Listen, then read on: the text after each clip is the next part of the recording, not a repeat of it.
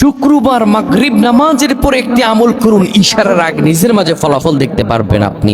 আল্লাহর কসম করে বলছি, এক ভাইকে আমি আমলটি শিখালাম, যখন তিনি বললেন হুজুর আমি মাগরিবের পরে আমল করছি, ইশারার আগে আমি আর ফজিলত পেয়ে গেছি। সুবহানাল্লাহ হামদি। যেন এটা মনে হচ্ছে আমি করতেছি আর আমার আল্লাহ রিজিক দান করে দিয়েছেন। আমি মনে হয় আমলটার জন্য আমার রিজিক আটকায় ছিল, এখন এমন বেনিফিট এই আমলটাতে আপনারা পাবেন। প্রিয় ভাইরা আমার, আপনারা শুক্রবার এটি একটি পবিত্র দিন, গোটা সপ্তাহের শ্রেষ্ঠতম সৈয়দ নেতা যে দিনটি এটি হলো শুক্রবার।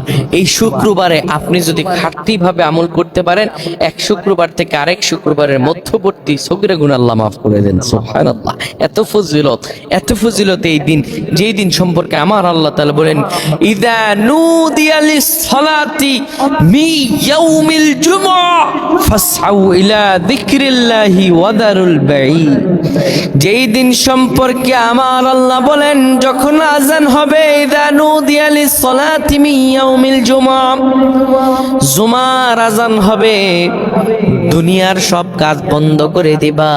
ফাসআউ ইলা যিকরিল্লাহি ওয়া দারুল বাই, সব বন্ধ করে দাও। যালিকুম খায়রুল লাকুম। বান্দারে, তুমি দুনিয়ার মানুষ, তুমি বুঝো না কোন কাজে কল্যাণ, কোনটার ভিতরে আছে কল্যাণ আর কোনটার ভিতরে অকল্যাণ তুমি বুঝো না। আমি আল্লাহ তো জানি কোনটায় আছে কল্যাণ।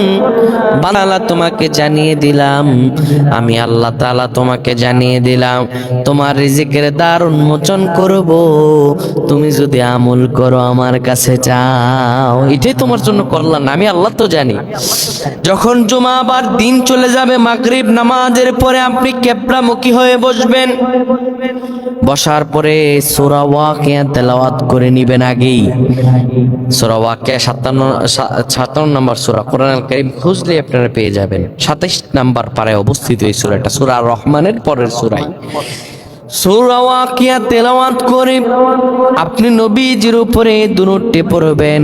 আল্লাহুম্মা সাল্লি আলা সাইয়্যিদিনা মুহাম্মাদানিন নাবিয়্যিল উম্মি ওয়া আলা আলিহি ওয়া সাল্লিম তাসলিমা 80 বার পড়বেন। এরপরে আপনারা আর রহমান 99 বার পড়বেন। ছোট্ট করে মুনাজাত করে দোয়া করবেন।